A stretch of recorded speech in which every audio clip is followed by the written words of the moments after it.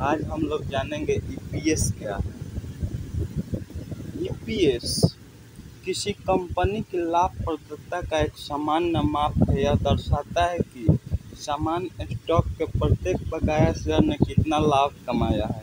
सामान्यतः किसी कंपनी का ईपीएस जितना अधिक होता है उसे उतना लाभदायक माना जाता है। मतलब कि इन्वेस्टमेंट के दृष्टिकोण से जिस कंपनी का ईपीएस ज़्यादा हो उसे इन्वेस्टमेंट के लिए अच्छा माना जाता है। ईपीएस की गणना कंपनी के शुद्ध आय के बकाया शेयरों के कुल संख्या से विभाजित करके की जाती है। प्रति शेयर आय ईपीएस किसी कंपनी के शुद्ध आय है जिसमें से पसंदीदा लाभांश घटाया जाता है और फिर उसके बकाया सामान्य शेयरों की संख्या से विभाजित किया जाता है। ईपीएस यह दर्शाता है कि कंपनी अपने प्रत्येक शेयर के लिए कितना पैसा कमाती है और यह कॉर्पोरेट मूल्य का अनुमान लगाने के लिए व्यापक रूप से इस्तेमाल किया जाने वाला मीट्रिक है। उच्च ईपीएस अधिक मूल्य दर्शाता है क्योंकि निवेशक किसी कंपनी के शेयरों के लिए अधिक भुगतान करेंगे यदि उन्हें लगता है कि कंपनी का लाभ उसके शेयर मूल्य की तुलना में अधिक है। ईपीएस को कई रूपों में प्राप्त किया जा सकता है, जैसे असाधारण मंदों या बंद किए गए परिचालनों को छोड़कर या पतला आधार पर। अन्य वित्तीय मैट्रिक्स की तरह प्रति शेयर आय प्रतिस्पर्धी मैट्रिक्स सामान्य उद्योग की कंपनियों या किसी समय अवधि की तुलना करने में सबसे अधिक मूल्यवान होती है। ईपीएस का फुल फॉर्म होता है अर्निंग पर शेयर।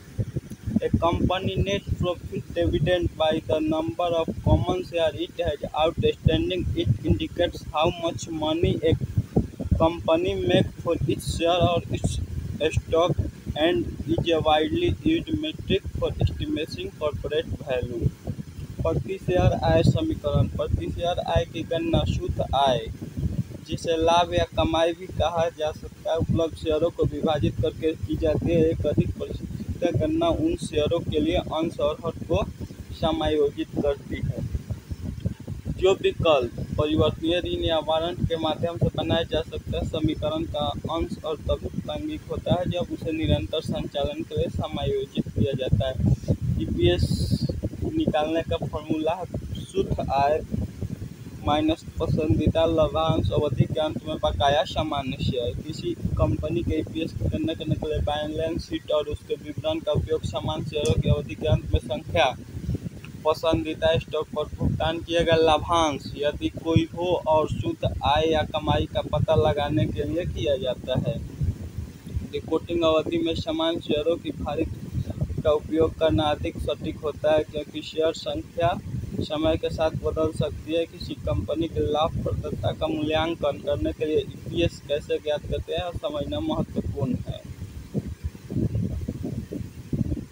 प्रति शेयर क्या दर्शाती है, मतलब ईपीएस क्या दर्शाती है।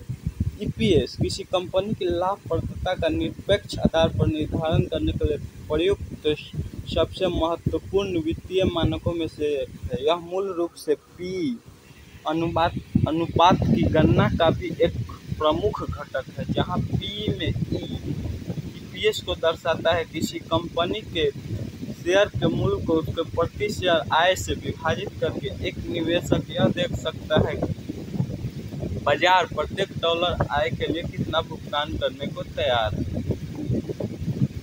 ईपीएस का उदाहरण जानते हैं हम लोग। मान लीजिए कि वित्तीय वर्ष के अंत में 3 कंपनियों के लिए ईपीएस की गणना इस प्रकार की जाती है। कंपनी ए शुद्ध आय 7.6 बिलियन, डिविडेंड 0, भारित सामान्य share 3.98 billion, basic EPS 7.6 by 3.98 equal to $1.9। कंपनी बी 18.23 शुद्ध आय 1.61 बिलियन, पसंदीदा लाभांश भारित सामान्य share 10.3, basic EPS 18.23 minus 1.61 divided by 10.2 equal to 1.63।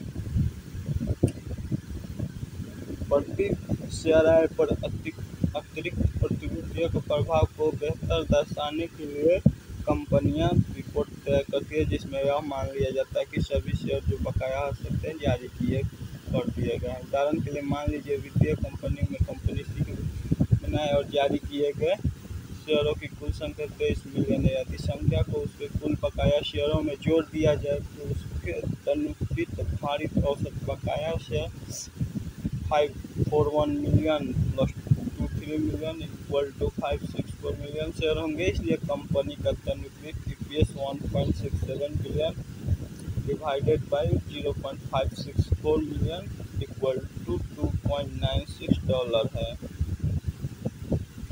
EPS मतलब कि अर्निंग पर शेयर। सात भाषा में जिस कंपनी का अर्निंग पर शेयर ज़्यादा हो उसे इन्वेस्टमेंट की दृष्टिकोण से अच्छा माना जाता है। जय